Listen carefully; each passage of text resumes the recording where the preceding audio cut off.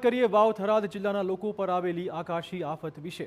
આપણે કહી દઈએ કે આમ તો ઉત્તર ગુજરાતના તમામ જિલ્લામાં ચોમાસુ વરસાદ જિલ્લો આખો રાહ જોઈ રહ્યો છે વરસાદનું। ખેડૂતોને વાવેતર નિષ્ફળ જવાનો ડર છે, પરંતુ અચાનક એક એવી મજબૂત વરસાદી સિસ્ટમ સક્રિય થઈ છે જેણે ઉત્તર ગુજરાતના વાવ થરાદ બનાસકાંઠા અને પાટણ જિલ્લાને રીતસરના ધમરોળ્યા છે। આ દ્રશ્યો જોઈ સમજી ગયા છો કે આ વરસાદ ખેડૂતો માટે અને અહીંના નાગરિકો માટે મહેર નહીં કેર સમાન છે। આ દ્રશ્યો વાવ થરાદ જિલ્લાના છે, જ્યાં 3 દિવસમાં 17 ઇંચથી વધુ વરસાદ ખાબકતા ભાભર તાલુકાના બેડા, માનપુરા, સિસોદરા સહિતના અનેક ગામોના ખેતરો પાણી થઈ ગયા છે। વરસાદે છેલ્લા 4 દિવસથી વિરામ લીધો હોવા છતાં ખેડૂતોની મુશ્કેલી હજુ યથાવત છે। મોંઘા ભાવના ખાતર, બિયારણ અને ડીઝલનો ખર્ચ કરીને કરાયેલ મગફળી, કપાસ, જુવાર અને ઘાસચારો પાણીમાં ડૂબતા મોટાપાયે નુકસાન પહોંચ્યું છે। ભાભર તાલુકાના સિસોદરા ગામના ખેડૂતનો આક્ષેપ છે કે ભાભર રાધનપુર હાઈવે પર ગરનાળું નાનું હોવાથી વરસાદી પાણી જઈ શકતું જ નથી। આ 50 વર્ષનો પ્રોબ્લેમ છે, આજકાલનો નથી, 50-60 વર્ષનો બરાબર। અને અહીંયા રોડ છે, કનાળું છે નાનું, અને રોડ ઊંચો ઉપાડેલ છે, તે પાછું પાણી પડે છે, એના કારણે કરીને અમારે આ તકલીફ થાય છે। અને અમારે મોટું કનાળું બનાવવાનું મોંઘ છે બધા ગામવાળાને। સરપંચ શ્રી અરજી આલી, ગામજણે અરજી ખૂબ આલી છે, પણ તોય છતાં હજી, અને હમણાં મહિનો થયો, આ મહિનાથી રોડ નવો બન્યો છે, ઉજનવાડાથી કરી અને ભાભર સુધી બધા નવા કનાળા બની ગયા છે। અને અમારું સિસોદરાનું જે કનાળું હતું જૂનું, વર્ષો જૂનું કનાળું છે, 50 થી 60 વર્ષ જાય રોડ બન્યો તારનું, એ લોકોએ કલર કરી, રિપેરિંગ કરી અને ફોટા પાડીને રેડી કરી નાખ્યું છે। ખેડૂતની આ દયનીય સ્થિતિને જોતા 19 જુલાઈના દિવસે ભાભરના સરપંચ એસોસિએશને તાલુકા વિકાસ અધિકારીને આવેદનપત્ર આપ્યું હતું અને ખેતરમાંથી પાણી ઓસર્યા બાદ તાત્કાલિક સર્વે કરીને અસરગ્રસ્ત ખેડૂતોને સરકાર તરફથી વહેલી તકે સહાય ચૂકવવાની માંગ કરાઈ હતી।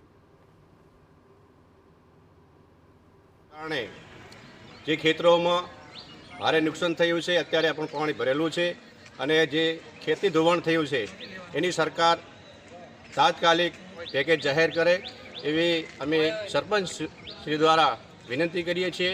અને આ પાંચ દિવસની અંદર તાત્કાલિક એનું સર્વે કરવામાં આવે એવી વિનંતી કરીએ છીએ। બીજી બાજુ ઉપરવાસના માનપુરા, સિસોદરા સહિતના ગામડાઓમાંથી આવતું વરસાદી પાણી બેડા સુધી પહોંચતા અનેક ખેતર બેટમાં ફેરવાઈ ગયા છે।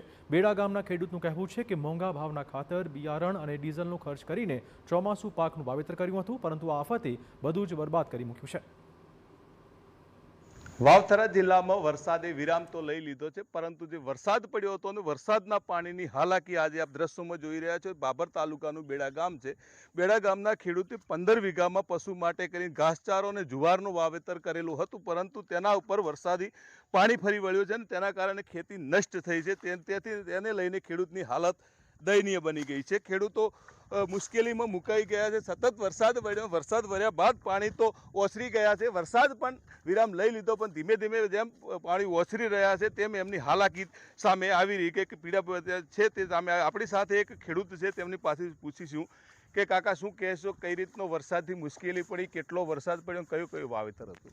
મુશ્કેલીમાં તો સાહેબ કાંઈ બાકી રહ્યું નથી છે। ગણો ને 23 તારીખથી વરસાદ પડ્યો બહુ, અને બહારથી ઘણું પાણી આવી ગયું છે।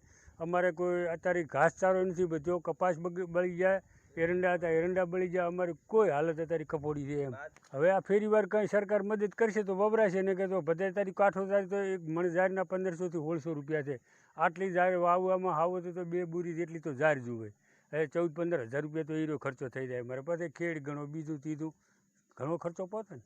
કેટલું નુકસાન હશે તમને આ વરસાદના કારણે તો અત્યારે તો સાહેબ કંઈ આનું નક્કી જ નથી રહેતું। આ પાકને તો કોઈ 5 લાખનું ગણો તો છે સાચો, 10 લાખનું ગણો તો સાચો। આ જમીન ધોવી ગઈ, હવે આ જમીનના ખાઈયા પડી ગયા છે।